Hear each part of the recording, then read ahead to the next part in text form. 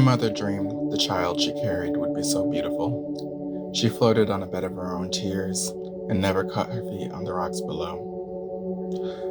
Well, her mother knew the ways of Jamaican barnyards and warned her to be careful of duppies in their dreams. They're tricky, and dreams are closer to counting shadows than they are counting sheep. My father didn't believe in the ways of his mother, but when he moved back to his hometown in Cuba, he let the old traditions win over and let my destiny be given to me. The bubble house told me my destiny was that death herself loves me. And because I am beautiful, anything she took from me, she would give back, only better. My mother turned down this offer of marriage, saying her father's lineage would protect me more. For the next 12 summers, I was in Haiti with my grandfather, serving my guardian angel, the sweet auntie who smells like roses and tastes like champagne. They say when the mistress first saw me as a baby, she cooed how beautiful I was for a chocolate boy. She said she could just eat me up.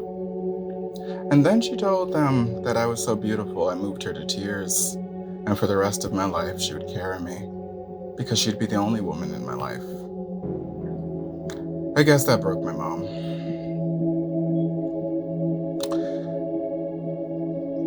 She pressed my hands to the stove until the bacon smell went sour when she found my true nature. The stovetop claimed the flesh of my palms and my inheritance with it. I woke up in the hospital, and long story short, home was a 39-year-old American's apartment for the next 4 months. He called me beautiful, and I had shelter in exchange for love. She kept her promises. 4 months later, I got a hold of my grandmother in Connecticut. That kind man kissed me goodbye and bought me a plane ticket to America. 6 good years of peace and home under my grandma's, watch, if you could call it that. I learned to make a living off my beauty, design, makeup.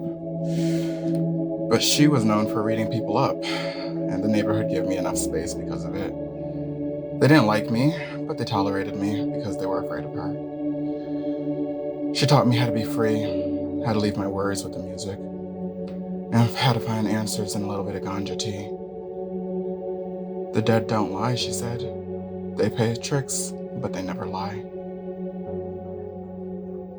I didn't see the mother of 9 tearing into my life this time. Well, I never saw her, not even in my dancing dreams. I wonder if my grandmother saw the mask in her last dance. If she did, she didn't say. She wasn't afraid. She was just gone. I ate a hole through the South. Turns out the black of the berry plus a perfect body always wins. But it's a shallow kind of victory. I lived with my boyfriend who was a producer. He promised me dreams and he dealt me cages and chains.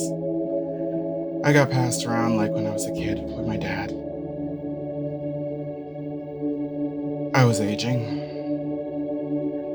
30 for gay is, death. And I didn't have long. I haven't seen my grandmother since her last dance, and everybody seems to be lying to me, so I need someone who didn't. And she couldn't lie to me now.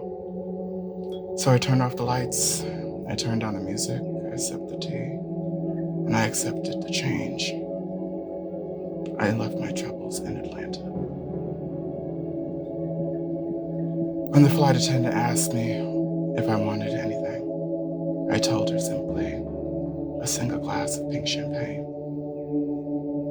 She kept her promises.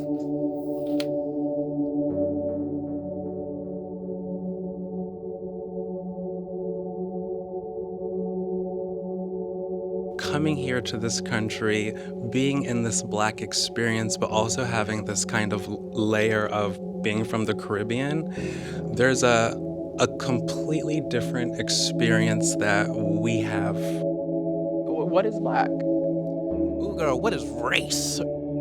when we're looking for trying to find this origin point of like, okay, where am I from in Africa, or where am I from here in America?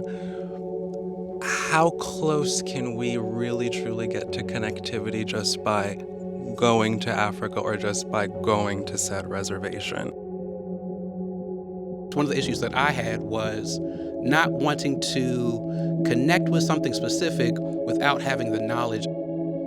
We can see that I'm Black. I can't see that I'm Native. Although, yes, I understand that that's there. It might be lost in the stories of our ancestors. I feel like I'm not looking for my connection in Africa. I already know that I'm from Barbados, my father's Puerto Rican. I don't typically look further than that. But when you're talking about being brought to a different place, you want to know. I don't have that yearning that's like, oh, I need to know my identity further than this, because I feel pretty identified. Yes. Got it. Okay. They see this knowing, this understanding that I inherently have. And so now I'm really trying to dissect that and understand what is that, which is part of my longing to want to connect with my ancestry, with African, Native, even European, is understanding where is all this coming from? Why do I feel it so innately? And so thus, by understanding myself more, I can bring that more into my work with more intention. I think I'm projecting through my work in a lot of ways that it's actually my own isolation and loneliness, really. I lived in Barbados for my formative years by myself, without my parents, living with my grandmother, going to school by myself. There's always been a sense of my own isolation, that I've always had myself. There's a lot of parts of myself that I keep hidden.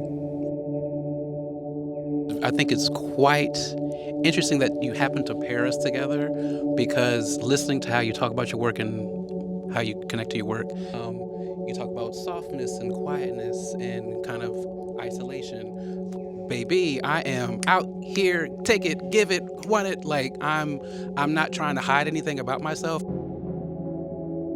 Really love this space, the virtual space that you've created. It does feel intimate. It feels like a space that I would want to be in.